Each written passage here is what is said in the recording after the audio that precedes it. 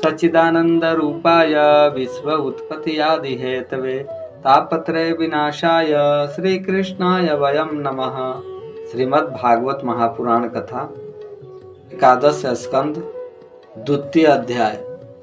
वसुदेव जी के पास श्री नारद जी का आना और उन्हें राजा जनक तथा नव योगेश्वर का संवाद सुनाना। श्री सुखदेव जी कहते हैं, कुरुनंदन, देव ऋषि नारद के मन में भगवान श्री कृष्ण की सानिध्य में रहने की बड़ी लालसा थी।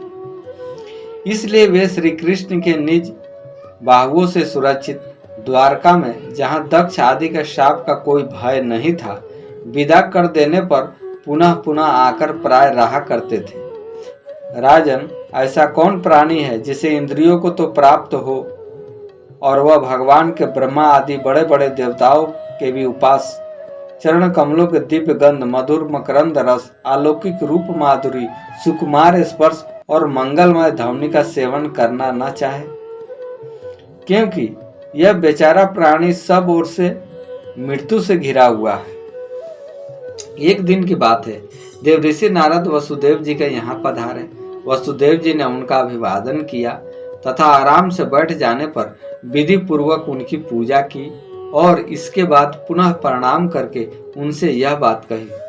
वसुदेव जी ने कहा, संसार में माता पिता का आगमन, पुत्रों के लिए और भगवान की ओर से अग्रसर होने वाले साधु संतों का पदार्पण प्रपंच में उलझे हुए दिन दुखियों के लिए बड़ा ही सुखकर और बड़ा ही मंगलमय होता है। परंतु भगवान, आप तो स्वयं भगवानमय भगवत स्वरूप है। आपका चलना फिरना तो समस्त प्राणियों के कल्याण के लिए ही होता है। देवताओं के चरित्र भी कभी प्राणियों के लिए दुख के हेतु तो कभी सुख के हेतु बन जाते हैं। परंतु आप जैसे भगवत प्रेमी पुरुष हैं, जिनका हृदय प्राण जीवन सब कुछ भगवानमय हो गया है, उनकी तो प्रत्येक चेष्टा समस्त प्राणियों के कल्याण के लिए ही होती है। जो लोग देवताओं का जिस प्रकार भजन करते हैं, देवता भी परछाई के समान ठीक उसी रीति से भजन करने वालों को फल देते हैं, क्योंकि देवता कर्म के मंत्री हैं, अधीन हैं। परंतु सत्पुरुष दिन वत्सल होते हैं, अर्थात जो सांसारिक संपत्ति और साधन से भी हीन है, उन्हें अपनाते हैं। ब्राह्मण, यद्यपि हम आपके शुभागमन और शुभ दर्शन के से ही कृतकृत हो गए हैं, तथापि आपसे उन धर्मों के साधनों के संबंध में प्रश्न कर रहे हैं जिनको मनुष्य श्रद्धा से सून भर ले तो सब ओर से भयदायक संसार से मुक्त हो जाए। पहले जन्म में मैंने मुक्ति देने वाले भगवान की आराधना तो की थी, परंतु इसलिए नहीं कि मुझे मुक्ति मिले। मेरी आराधना का उद्देश्य था कि वे मुझे पुत्र रूप से प्राप्त हो। उस समय मैं भगवान की लीला से मुग्ध हो रहा था। सुब्रत, अब आप मुझे ऐसा उपदेश दीजिए जिससे मैं इस जन्म मृत्यु रूप भयावह संसार से, जिसमें दुख भी सुख का विचित्र और मोह रूप धारण करके सामने आते हैं, अन्यासी पार हो जाऊं। श्री सुखदेव जी कहते हैं, राजन, बुद्धिमान वसुदेव जी ने भगवान के स्वरूप और गुण आदि के श्रवण के अभिप्राय से ही यह प्रश्न किया था। देवऋषि नारद उनका प्रश्न सुनकर भगवान के अचिंत्य अनंत कल्याणमय गुणों के स्मरण में तन्मय हो गए और प्रेम एवं आनंद में भरकर वसुदेव जी से बोले। नारद जी ने कहा, यदुवंश शिरोमणे, तुम्हारा यह निश्चय बहुत ही सुंदर है, क्योंकि यह भागवत धर्म के संबंध में है, जो सारे विश्व को जीवन दान देने वाला है, पवित्र करने वाला है।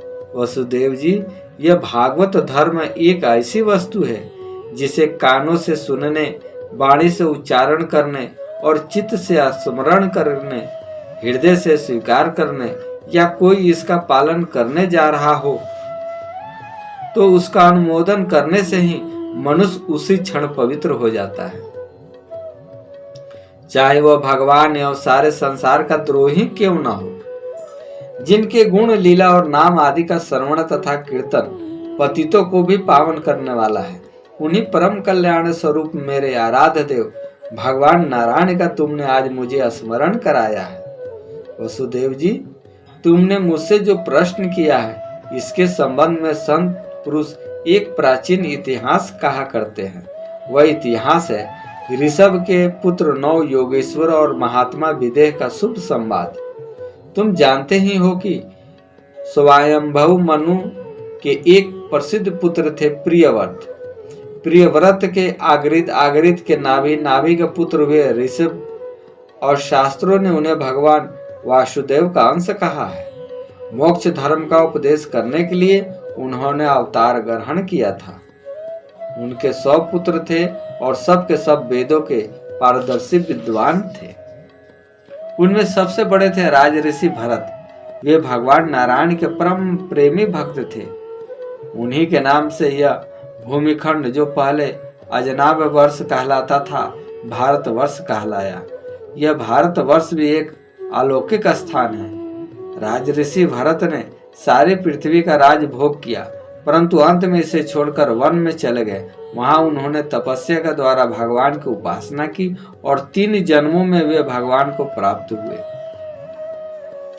भगवान ने ऋषभ देव जी के शेष 99 पुत्रों में 9 पुत्र तो इस भारतवर्ष के सब ओर स्थित 9 द्वीपों के अधिपति हुए और 81 पुत्र कर्म कांड के रचयिता ब्राह्मण हो गए। शेष 9 सन्यासी हो गए। वे बड़े ही भाग्यवान थे। उन्होंने आत्मविद्या के संपादन में बड़ा परिश्रम किया था और वास्तव में उसमें बड़े गुण थे। वे प्राय दिगंबर ही रहते थे और अधिकारियों को परमार्थ वस्तु का उपदेश किया करते थे। उनके नाम थे कवि, हरि, अंतरिक्ष, प्रबुद्ध, पिपल्यान, अविहोत्र, दुर्मिल, चमस और करभाजन। वे इस कार्य कारण व्यक्त अव्यक्त भगवत रूप जगत को अपने आत्मा से अभिन्न अनुभव करते हुए पृथ्वी पर स्वच्छंद विचरण करते थे। उनके लिए कहीं भी रोक टोक न थी। वे जहां चाहते चले जाते।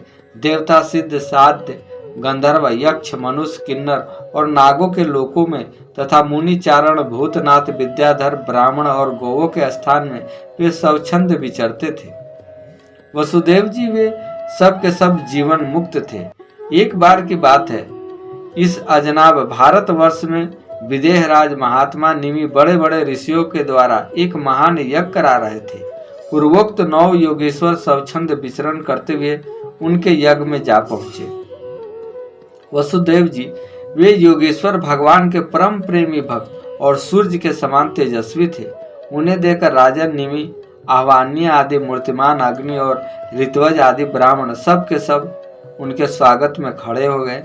विदेहराज निमि ने उन्हें भगवान के परम प्रेमी भक्त जानकर यथा योग आसनों पर बैठाया और प्रेम तथा आनंद से भरकर विधि पूर्वक उनकी पूजा की।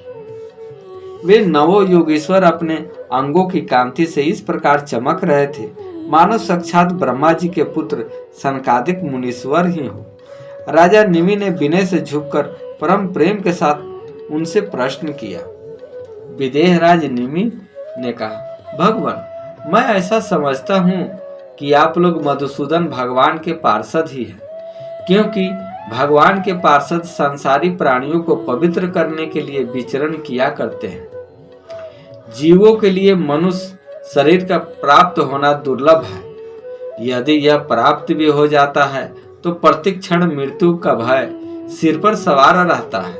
क्योंकि यह क्षण भंगुर है, इसलिए अनिश्चित मनुष्य जीवन में मनुष्य के प्यारे और उनको प्यार करने वाले भक्त जनों का, संतों का दर्शन तो और भी दुर्लभ है। इसलिए त्रिलोक पावन महात्माओं, हम आप लोगों से यह प्रश्न करते हैं कि परम कल्याण का स्वरूप क्या है और उसका साधन क्या है। इस संसार में आधे क्षण का सत्संग भी मनुष्य के लिए परम निधि है। योगीश्वरों, यदि हम सुनने का अधिकारी हो तो आप कृपा करके भागवत धर्मों का उपदेश कीजिए, क्योंकि उनसे जन्मादि विकार से रहित एकरस भगवान श्री कृष्ण प्रसन्न होते हैं और उन धर्मों का पालन करने वाले शरणागत भक्तों को अपने आप तक का दान कर डालते हैं। देवऋषि नारद जी ने कहा, वसुदेव जी, जब राजा निमि ने उन भगवत प्रेमी संतों से यह प्रश्न किया तब उन लोगों ने बड़े प्रेम से उनका और उनके प्रश्न का सम्मान किया और सदस्य तथा ऋतुवजों के साथ बैठे हुए राजा निमि से बोले। पहले उन 9 योगेश्वरों में से कवि जी ने कहा, राजन, भक्त जनों के हृदय से कभी दूर न होने वाले अच्युत भगवान के चरणों में नित्य निरंतर उपासना ही इस संसार में परम कल्याण आत्यंतिक क्षेम है और सर्वथा भय शून्य है, ऐसा मेरा निश्चित मत है। देह गेह आदि तुच्छ एवं असत पदार्थों में अहंता एवं ममता हो जाने के कारण जिन लोगों की चित्त वृत्ति उद्विग्न हो रही है, उनका भय भी इस उपासना का अनुष्ठान करने पर पूर्णतया निवृत्त हो जाता है। भगवान ने भोले भाले अज्ञानी पुरुषों को भी सुगमता से साक्षात अपनी प्राप्ति के लिए जो उपाय स्वयं श्री मुख से बतलाए हैं, उन्हें ही भागवत धर्म समझो। राजन, इन भागवत धर्मों का अवलंबन करके मनुष्य कभी विघ्नों से पीड़ित नहीं होता और नेत्र बंद करके दौड़ने पर भी, अर्थात विधि विधान में त्रुटि हो जाने पर भी न तो मार्ग से स्खलित होता है और न ही पतित फल से वंचित ही होता है। भागवत धर्म का पालन करने वालों के लिए यह नियम नहीं है कि वह एक विशेष प्रकार का कर्म ही करे।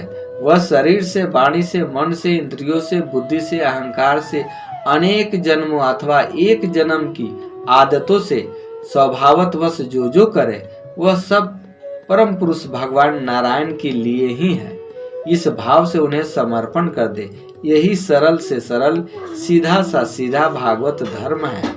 ईश्वर से विमुख पुरुष को उनकी माया से उनके स्वरूप की विस्मृति हो जाती है और इस प्रकार विस्मृति से ही मैं देवता हूँ, मैं मनुष्य हूँ, इस प्रकार का भ्रम विपर्याय हो जाता है। इस देह आदि अन्य वस्तुओं में अभानिवेश तन्मयता होने के कारण ही बुढ़ापा, मृत्यु, रोग आदि अनेकों भय होते हैं। इसलिए अपने गुरु को ही आराध्य देव परम प्रियतम मानकर अनन्य भक्ति के द्वारा उस ईश्वर का भजन करना चाहिए। राजन, सच पूछो तो भगवान के अतिरिक्त, आत्मा के अतिरिक्त और कोई वस्तु है ही नहीं, परंतु न होने पर भी इसकी प्रतीति इसका चिंतन करने वालों को उसके चिंतन के कारण, उधर मन लगाने के कारण ही होता है। जैसे स्वप्न के समय स्वप्न दृष्टा की कल्पना से अथवा जागृत अवस्था में नाना प्रकार के मनोरथों से एक विलक्षण ही सृष्टि दिखने लगती है। इसलिए विचारवान पुरुष को चाहिए कि सांसारिक कर्मों के संबंध में संकल्प विकल्प करने वाले मन को रोक दे, कैद कर ले। बस ऐसा करते हुए उसे अभय पद की, परमात्मा की प्राप्ति हो जाएगी।